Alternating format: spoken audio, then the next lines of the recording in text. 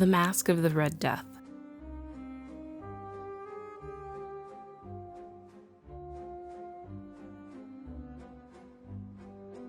The Red Death had long devastated the country. No pestilence had ever been so fatal or so hideous. Blood was its avatar and its seal, the redness and the horror of blood. There were sharp pains and sudden dizziness, and then profuse bleeding at the pores with dissolution. The scarlet stains upon the body, and especially upon the face of the victim, were the best ban which shut him out from the aid and from the sympathy of his fellow men. And the whole seizure, progress, and termination of the disease were the incidents of half an hour.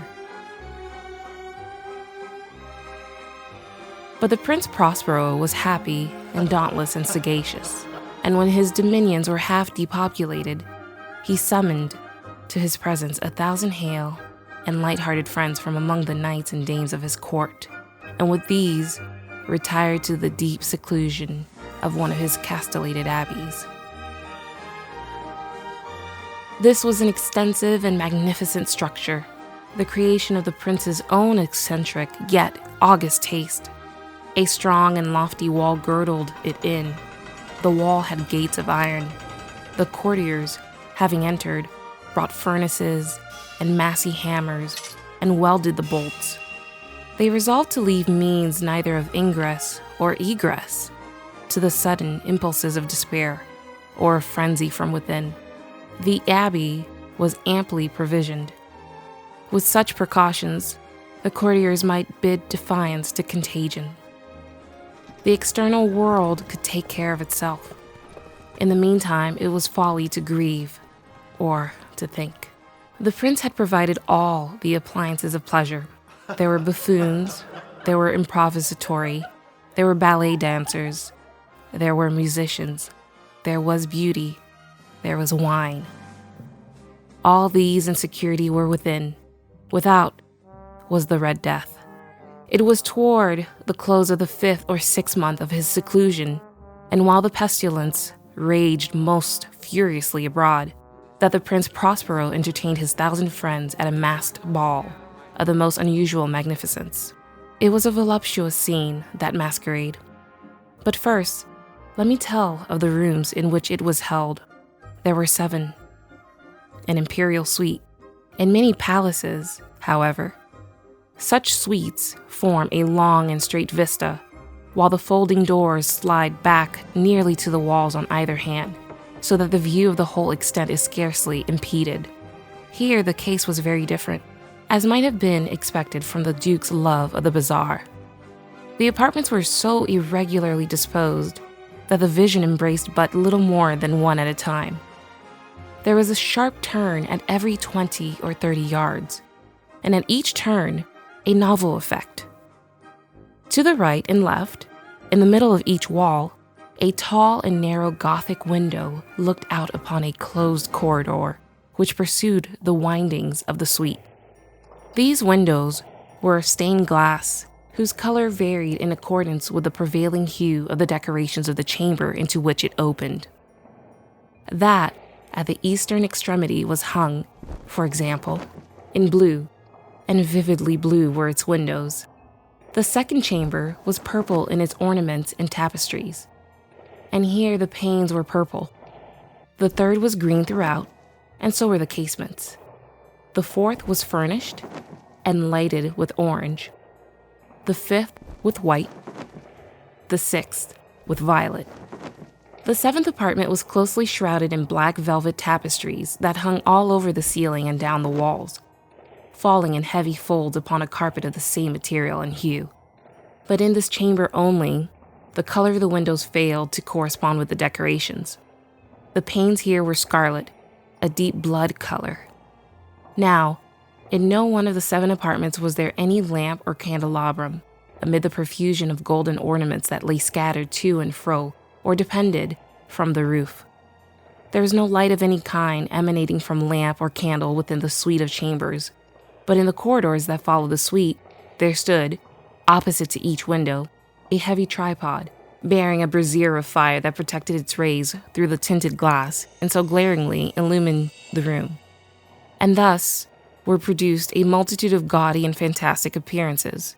But in the western or black chamber, the effect of the firelight that streamed upon the dark hangings through the blood-tinted panes were ghastly in the extreme, and produced so wild a look upon the countenances of those who entered, that there were few of the company bold enough to set foot within its precincts at all. It was in this apartment also that there stood against the western wall a gigantic clock of ebony. Its pendulum swung to and fro with a dull, heavy, monotonous clang. And when the minute hand made the circuit of the face, and the hour was to be stricken, there came from the brazen lungs of the clock a sound which was clear and loud, and deep and exceedingly musical, but of so peculiar a note and emphasis that at each lapse of an hour, the musicians of the orchestra were constrained to a pause, momentarily in their performance, to hearken to the sound, and thus the waltzers perforce ceased their evolutions, and there was a brief disconcert of the whole gay company. And while the chimes of the clock yet rang, it was observed that the giddiest grew pale, and the more aged and sedate passed their hands over their brows, as if in confused reverie or meditation. But when the echoes had fully ceased, a light laughter at once pervaded the assembly. The musicians looked at each other and smiled as if at their own nervousness and folly, and made whispering vows each to the other that the next chiming of the clock should produce in them no similar emotion. And then, after the lapse of 60 minutes, which embraced 3,600 seconds of the time that flies, there came yet another chiming of the clock, and then were the same disconcert and tremulousness and meditation as before. But in spite of these things, it was a gay and magnificent revel. The tastes of the Duke were peculiar. He had fine eyes for colors and effects. He disregarded the decora of mere fashion. His plans were bold and fiery, and his conceptions glowed with barbaric luster. There are some who would have thought him mad. His followers felt that he was not. It was necessary to hear and touch him to be sure that he was not. He had directed in great part the movable embellishments of the 7 chambers upon occasion of this great fete, and it was his own guiding taste which had given character to the masqueraders. Be sure they were grotesque. There were much glare and glitter and piquancy and phantasm, much of what has been since seen in Hernani. There were arabesque figures with unsuited limbs and appointments. There were delirious fancies such as the madmen fashions. There was much of the beautiful, much of the wanton, much of the bizarre, something of the terrible, and not a little of that which might have excited disgust. To and fro, in the 7 chambers there stalked, in fact, a multitude of dreams. And these, the dreams, writhe in and about, taking hue from the rooms and causing the wild music of the orchestra to seem as the echo of their steps. And anon, there strikes the ebony clock which stands in the hall of the velvet. And then, for a moment, all is still, and all is silent save the voice of the clock. The dreams are stiff frozen as they stand, but the echoes of the chime die away. They have endured but an instant, and a light, half-subdued laughter floats after them as they depart. And now, again, the music swells, and the dreams live and writhe to and fro more merrily than ever, taking hue from the many-tinted windows through which stream the rays from the tripods. But to the chamber which lies most westwardly of the 7, there are now none of the maskers who venture, for the night is waning away, and there flows a ruddier light through the blood-colored panes, and the blackness of the sable drapery appalls. And to him whose foot falls upon the sable carpet, there comes from the near clock of ebony a muffled peal more solemnly emphatic than any which reaches their ears, who indulge in the more remote gaieties of the other apartments. But these other apartments were densely crowded, and in them beat feverishly the heart of life, and the revel went whirlingly on, until at length there commenced the sounding of midnight upon the clock. And then the music ceased, as I have told, and the evolutions of the waltzers were quieted, and there was an uneasy cessation of all things as before. But now there were 12 strokes to be sounded by the bell of the clock.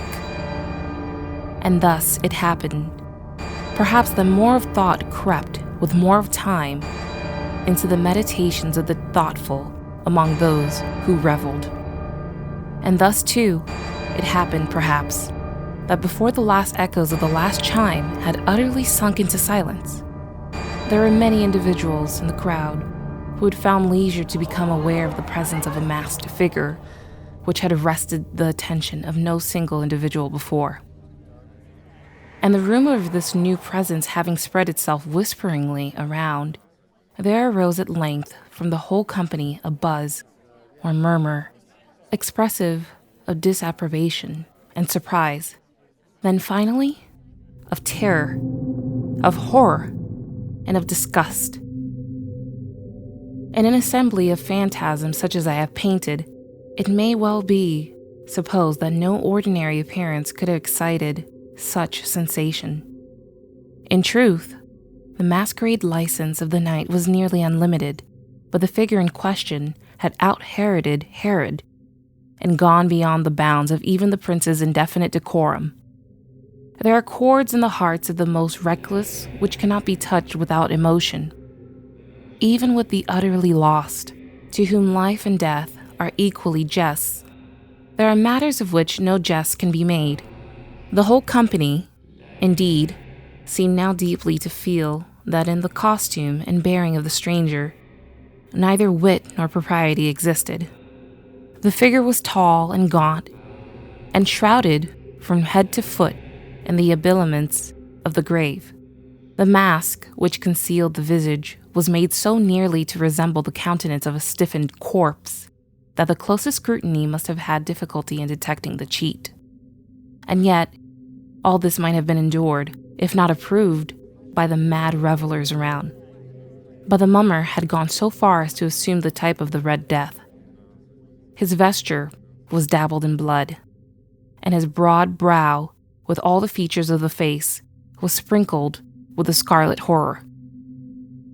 When the eyes of Prince Prospero fell upon the spectral image, which with a slow and solemn movement, as if more fully to sustain its role, stalked to and fro among the waltzers, he was seen to be convulsed in the first moment with a strong shudder, either of terror or distaste, but in the next, his brow reddened with rage.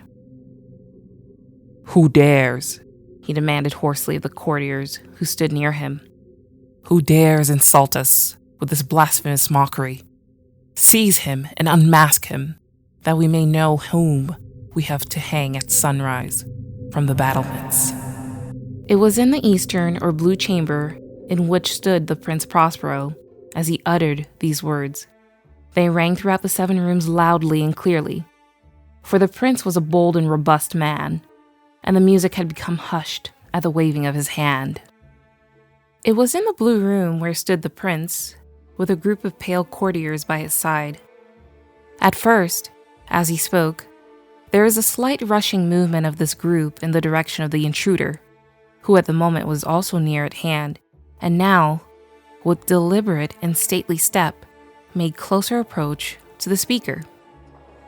But from a certain nameless awe with which the mad assumptions of the mummer had inspired the whole party, there were found none who put forth hand to seize him, so that, unimpeded, he passed within a yard of the prince's person, and while the vast assembly, as if with one impulse, shrank from the centers of the rooms to the walls, he made his way uninterruptedly, but with the same solemn and measured step which had distinguished him, from the first, through the blue chamber to the purple, through the purple to the green, through the green to the orange, through this again to the white, and even thence to the violet, ere a decided movement had been made to arrest him.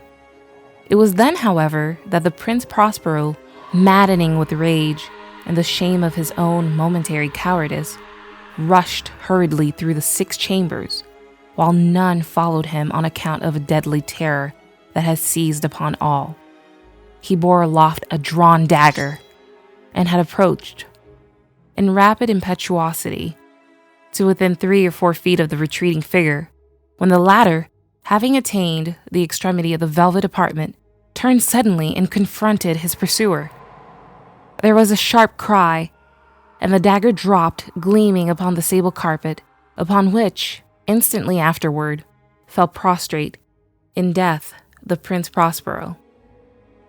Then, summoning the wild courage of despair, a throng of the revelers at once threw themselves into the black apartment, and, seizing the mummer, whose tall figure stood erect and motionless within the shadow of the ebony clock, gasped in unutterable horror at finding the grave cerements and corpse-like mask which they handled with so violent a rudeness, untenanted by any tangible form. And now was acknowledged the presence of the Red Death. He had come like a thief in the night, and one by one dropped the revelers in the blood-bedewed halls of their revel, and died each in the despairing posture of his fall. And the life of the ebony clock went out with that of the last of the gay. And the flames of the tripods expired, and darkness and decay and the Red Death held immutable dominion over all. Well, I hope you enjoyed that. Well, I hope you enjoyed that reading of The Masque of the Red Death by Edgar Allan Poe. Farewell.